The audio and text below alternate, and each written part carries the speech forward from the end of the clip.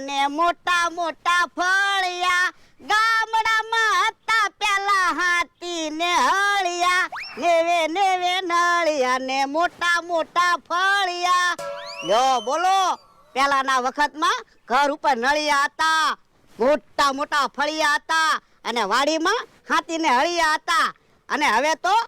ગામડાએ તે શહેર જેવા બનતા જાય